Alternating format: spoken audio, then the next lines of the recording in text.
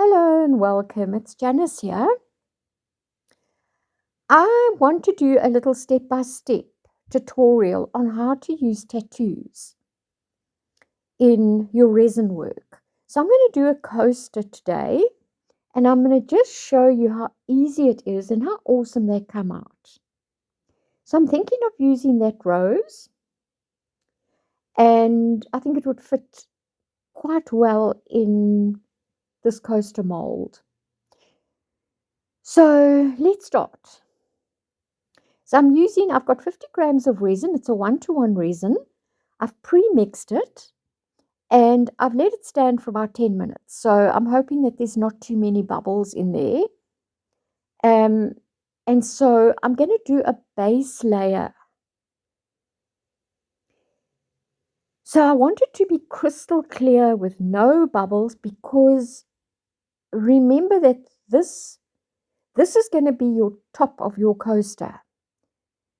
So your tattoo is going to go onto this base layer that I'm doing now. So I'm just taking my heat gun and I'm going to just quickly go over it and pop any little bubbles that have come to the surface.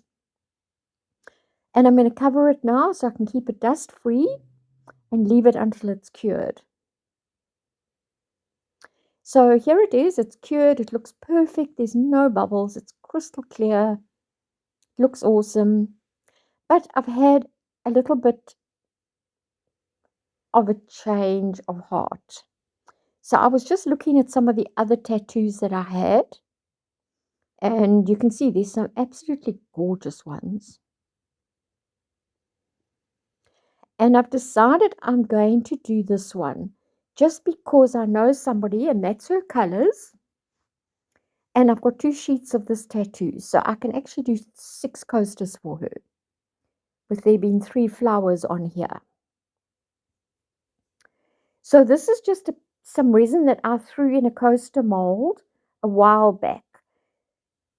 So I'm just positioning now this, the coaster, the silicone coaster, just so I can see if the flower is going to fit.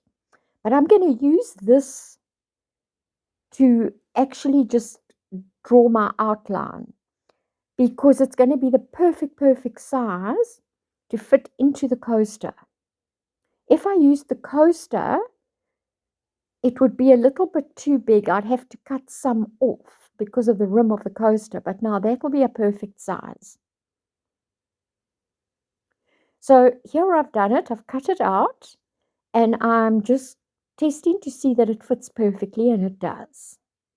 So if you've got a previous coaster that you've done, use that to measure your tattoo size. So now on every single tattoo, there is a cellophane covering. You have to remember to take that off. If you don't, and you wet the back of your tattoo is going to come out on that. So make sure, and I've done it before, where I forgot to pull it off. And then place your tattoo face down in your mold, and then just with a little bit of water sponge or kitchen towel, dab water onto the back of your tattoo and let it stand for 1 or 2 minutes. And then just try and sort of press out any air bubbles that you can see. You can see one there that I'm pressing out.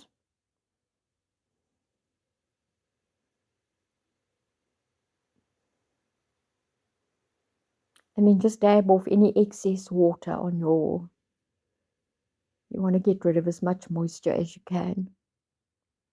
And then just slowly pull the top off. Just making sure that it's all transferred onto your resin. And then you might still see a few tiny little air bubbles on there. Just take some kitchen towel and gently dab your tattoo and press them out, and it'll go flat. Try not wipe, because the chances are you might just kind of tear your tattoo. Rather just dab and press your air bubbles flat.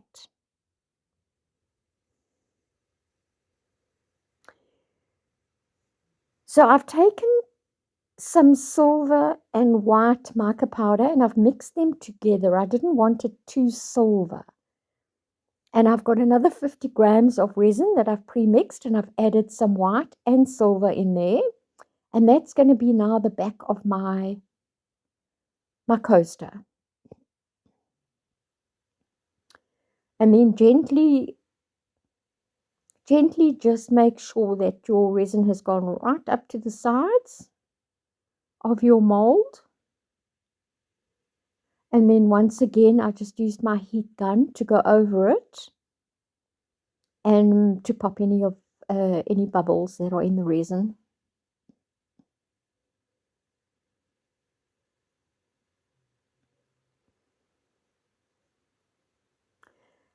And then I decided to go and sprinkle some holographic silver glitter just for a little bit of bling.